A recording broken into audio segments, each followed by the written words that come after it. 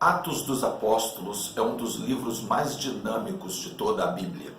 Nós percebemos ali na história da igreja primitiva contada por Lucas um dinamismo que vemos em poucos livros. A igreja crescia, se multiplicava, e essas duas palavras, crescimento e multiplicação, parecem ser duas palavras recorrentes em todo o livro, principalmente até o capítulo 6.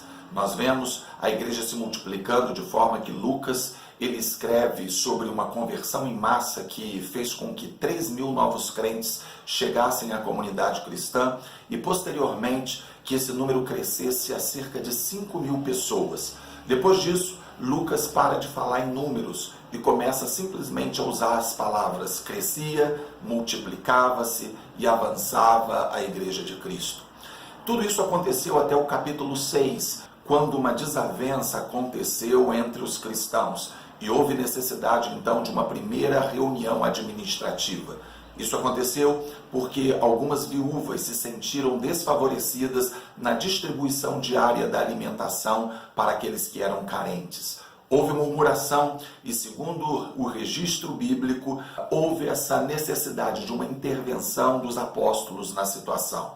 Ou seja, a igreja crescia, um avivamento estava acontecendo, tudo estava funcionando, tudo estava em ordem, mas naquele momento os apóstolos precisam parar tudo e começar então a interferir numa questão. Uma reunião administrativa é exigida.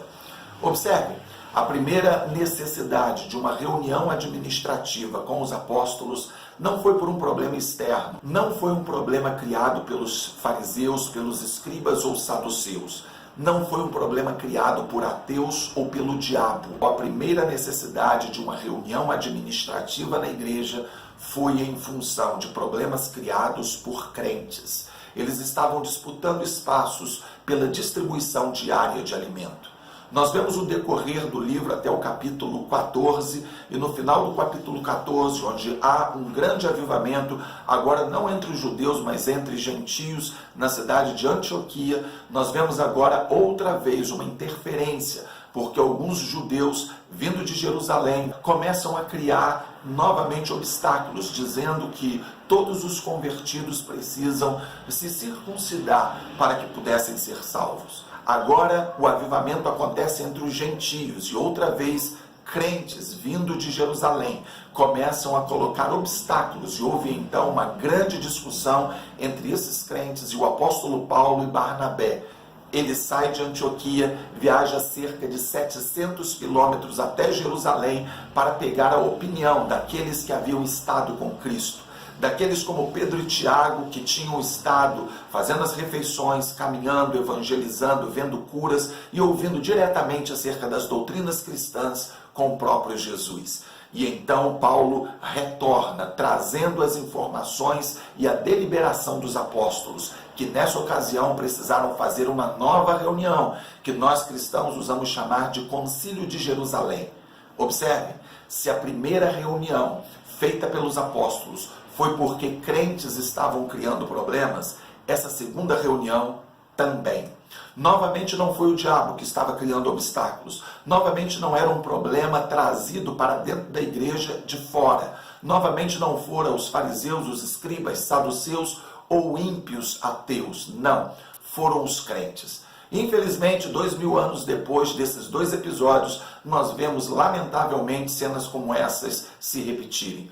Nós vemos muitos problemas enfrentados pelas igrejas cristãs que, via de regra, estão com um conceito defasado diante do público não cristão do nosso tempo. Isso se deve não necessariamente à astúcia do diabo, isso se deve não a problemas criados de fora para dentro, mas de problemas que nós mesmos, como cristãos, temos criado. Temos visto, infelizmente, dentro da Igreja de Cristo, pessoas disputando espaços, pessoas disputando funções, títulos. Nós temos visto os crentes que, ao invés de se preocuparem com a pregação do Evangelho, com a divulgação da palavra, preocupados com títulos e espaços dentro da igreja. preocupados com os holofotes que talvez não tiveram no mundo secular e então agora querem estar se curando dos seus traumas e das suas decepções dentro da igreja, fazendo do púlpito o seu palco e fazendo do público cristão o seu auditório. E isso precisa ser revisto por nós, para que nós não venhamos a incorrer no mesmo erro da igreja de Jerusalém. Queridos, nós estamos falando de uma igreja que nós todos gostaríamos de ter como modelo de avivamento para os nossos dias. Nós estamos falando de uma igreja avivada, de uma igreja fundada diretamente pelo Espírito Santo. Se em Jerusalém aconteceu esse tipo de problema, quanto mais em nossos dias, que nós possamos receber essa palavra e estarmos antenados para que nós não nos tornemos obstáculos para o cristianismo e para o desenvolvimento e avanço da igreja. Inscreva-se no canal, compartilhe esse vídeo, curta a página. Deus te abençoe.